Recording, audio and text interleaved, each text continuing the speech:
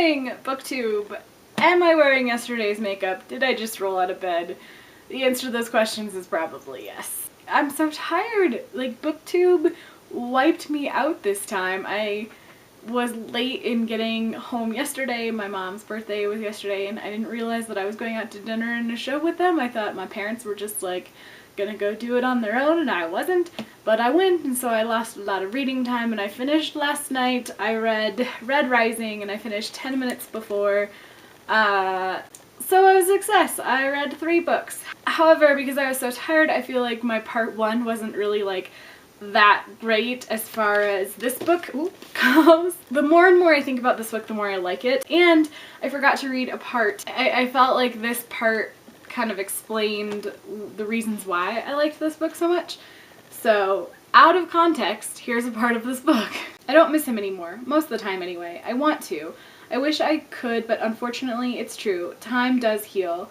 It will do so whether you like it or not, and there's nothing anyone can do about it. If you're not careful, time will take away everything that ever hurt you, everything you've ever lost, and replace it with knowledge. Time is a machine. It will convert your pain into experience. Raw data will be compiled and will be translated into a more comprehensible language. The individual events of your life will be transmuted into another substance called memory. And in the mechanism, something will be lost and you will never be able to reverse it. You will never again have the original moment back in its uncategorized, pre-processed state.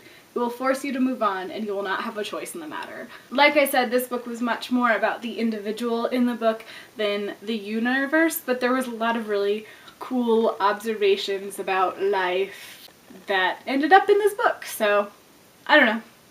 I feel like that was a little bit better of a service to this book than I gave it in my last video, so I just wanted to put that out there.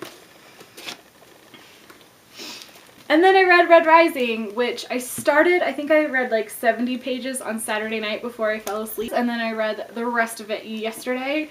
382 pages in this book, so that's how many pages I read over BookTubeAthon Christmas edition 2014. Red Rising was extremely surprising to me. I think I heard about Red Rising on Instagram with one of the book people on Instagram that I follow. Or maybe it was like a BuzzFeed thing. Someone was talking about how hot Pierce Brown, the author, was, and then I read the synopsis of Red Rising and was like, yep, sounds like my type of book, and I requested it from the library and I waited and then I got it. It was really good. For me, it had a really slow build. Like, well, I'm reading it and I'm enjoying it and I'm enjoying it, and then as soon as the reason for the title started kicking in, I was like, yeah. Because of the way the series is set up, this is kind of a spoiler, but you kind of get it right away. The way the series is set up, like, our main guy, Darrow, is not gonna die, at least not until the last book in the series or something. While you weren't really worried about him per se, you were like, how is he gonna, where, how, what? Goals, yes. Again, without giving too much of the plot away, you can really understand the very clear title of the story. It's very much futuristic science fiction, like pretty far in the future, but it definitely is within our future because Earth and Earth's history have a lot to do with this book and how the society is living now.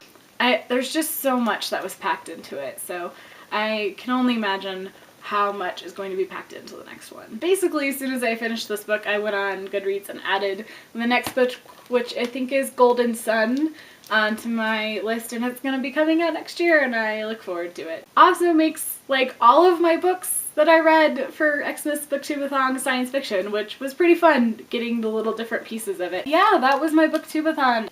And while I'm still really tired right now, I feel like this was a better video. I hope you enjoyed it a little bit more. And until my next book review, happy reading.